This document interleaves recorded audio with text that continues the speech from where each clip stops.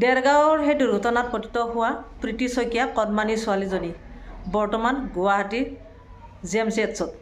সকলোকে নমস্কাৰ জনাই মোৰ অন্য এটি নতুন ভিডিঅ'লৈ আপোনালোকক স্বাগতম জনালোঁ। আশা কৰোঁ আপোনালোক সকলোৱে ভালে আছে।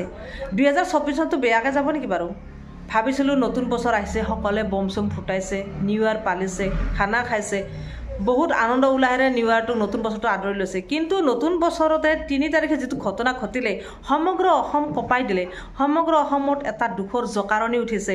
কিমান দুখৰ কথা, কিমান বেদনাদায়ক, কিমান হৃদয় বিদাৰক কাহিনী এটা হৈ গ'ল সেই 3 তাৰিখে পুৱতি নিশা যিটো দেৰগাঁৱত ঘটিলে ইমান ডাঙৰ এটা এক্সিডেণ্ট। এখন ট্ৰাক, কয়লা ভৰ্তি ট্ৰাক আৰু এখন বাছৰ মাজত যিটো সংঘৰ্ষ হ'ল, যিটো এক্সিডেণ্ট হ'ল, সেই এক্সিডেণ্টত কিমানো প্ৰাণ গ'ল চাওকচোন আপোনালোকে। ক'ৰবাত পৰিয়ালসহ গৈছে। সেই প্ৰীতি শইকীয়াৰ কথা কৈছোঁ। কণমানি ছোৱালী, 7 বছৰ বয়স। তাইৰ অৱস্থা এতিয়া ইমানেই সংকটজনক, তাইক গুৱাহাটীলৈ ৰেফাৰ কৰিছে, বৰ্তমান GMCHত আছে। আৰু তাইৰ দেউতাক নৱজিৎ শইকীয়া অলৰেডি প্ৰাণ ল'লে, তেওঁক সৎকাৰ কৰা হৈয়ে গ'ল। আৰু নৱজিৎ শইকীয়াৰ পত্নী বৰ্তমান ICUত আছে যোৰহাট মেডিকেলত, আৰু ডাঙৰজনী ছোৱালীও যোৰহাট মেডিকেলত আছে। কিন্তু কণমানিটোক ৰেফাৰ কৰিলে GMCHলৈ। চাওকচোন বাৰু, ইমান দুখৰ কথা। এতিয়া সেই কণমানিটোৰে আত্মীয় মানে মাহীয়েকে কৈছে, কালি মই সাংবাদিকৰ নিউজৰ আগত কোৱা দেখিলোঁ যে খুব দুখ লাগে, তাইক বিষোৱা বুলি কৈ তাইৰ ওচৰত যাব নোৱাৰি, বহুত বিষাইছে নেকি বুলি কৈ প্ৰথম অৱস্থাত অলপ কথা কৈছিলে, এতিয়া কথাও ক'ব নোৱাৰে, যদিও অস্ত্ৰোপচাৰ কৰিব, খুব ইমাৰ্জেঞ্চি বুলি কৈছে, অস্ত্ৰোপচাৰ কৰিব। ইপিনে কেশৱ মহন্ত ছাৰ স্বাস্থ্যমন্ত্ৰী আহি চব মেডিকেল খবৰটো লৈছে, গুৱাহাটী মেডিকেলত আহিছে। যিখিনি খৰচ লাগে যেনেকৈ সুনিয়াৰিকৈ কৰিব দিছে, যাতে অতি সোনকালে সুস্বাস্থ্য ঘূৰি আহে, সেইটোৱে কামনা কৰিছে, মানে সকলোকে হেৰি কৰি দিছে স্বাস্থ্যমন্ত্ৰী। ইপিনে যোৰহাটতো আজি যোৱা দেখিছোঁ। যোৰহাটত এটা কথা কি, যুৱ ছাত্ৰই আজি প্ৰশ্ন কৰিছে যে যোৰহাটত ইমানখিনি ফেচিলিটি কিয় নাই, যিটো গুৱাহাটীত আছে, মুখ্যমন্ত্ৰী মহোদয় কিয় নকৰে?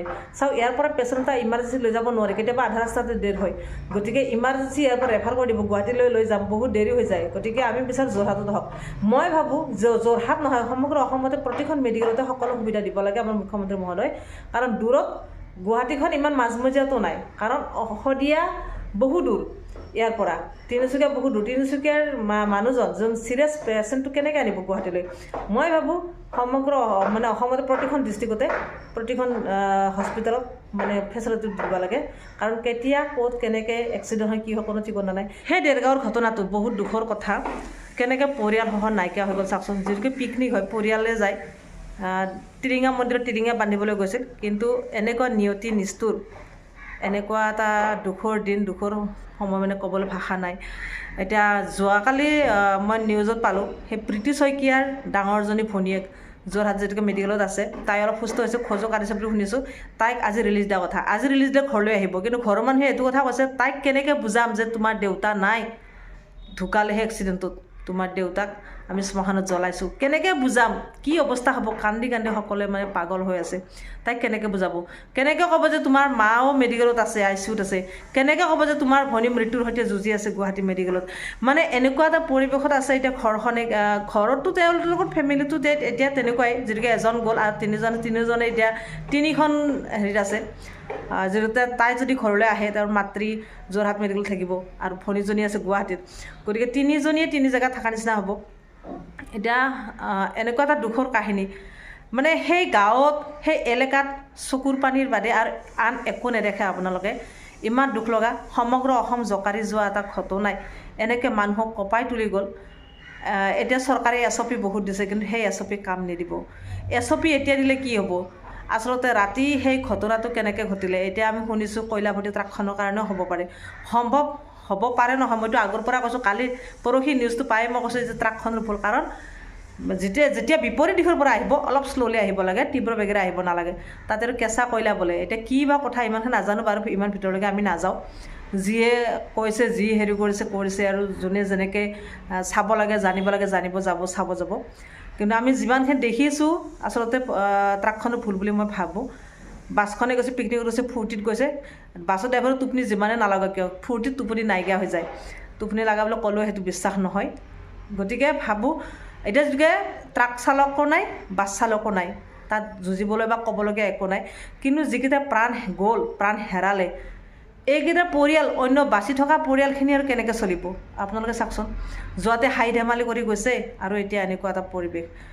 যেতিয়া শুনিছে ঘৰৰ মানুহে সেই গাঁৱৰ মানুহখিনি এতিয়া কেনেকৈ চলিছে ম্ৰিয়মান এটা পৰিৱেশ চকুৰ পানীৰ বাদে আৰু একো নাই দুখৰ সময়ত দুখে দুখ এতিয়া যিকেইটা ICUত আছে পেচেণ্ট হৈ সেইকেইটা যদি ঘৰলৈ আহে কেনেকুৱা এটা পৰিৱেশ হ'ব আজি নৱজিৎ শইকীয়াৰ ছোৱালী যেতিয়া ঘৰলৈ আহিব সেই ঘৰৰ পৰিৱেশটো কেনেকুৱা হ'ব আপোনালোকে অনুভৱ কৰক এতিয়া ঘৰৰ মানুহে কান্দি আছে তাইক কেনেকৈ বুজাম কেনেকৈ ক'ম আৰু তাই শুনিলে কি এটা পৰিৱেশ হ'ব কেনেকৈ সহ্য কৰিব যে মোৰ দেউতা নাই ঢুকালে সেই এক্সিডেণ্টত মানে চবৰ এটা মনত দুখ লাগে এতিয়া সিহঁতক কোনে চাব কি কৰিব বহুত কথা কাৰোবাৰ 2 ভাই কাৰোবাৰ এনেকৈ মানে মৃত্যু সাৱটিব লগা হৈছে এই এক্সিডেণ্টত গতিকে আশা কৰোঁ এনেকুৱা এক্সিডেণ্ট যাতে নেক্সট টাইম নহয় চৰকাৰে অলপ ৰাস্তা ঘাটত অলপ গুৰুত্ব ভালদৰে দিয়ক ৰাস্তা ঘাট যাতে এনেকুৱা বন্দী কৰি নথয় একো নকৰে বা ৰাতিৰ যিবিলাক বাছ হওক ট্ৰাক হওক যিবিলাক বাহন চলে ৰাতিৰ বাহনখিনি অকণমান শ্ল'লি চলিব লাগে সেইটোৱে বিচাৰোঁ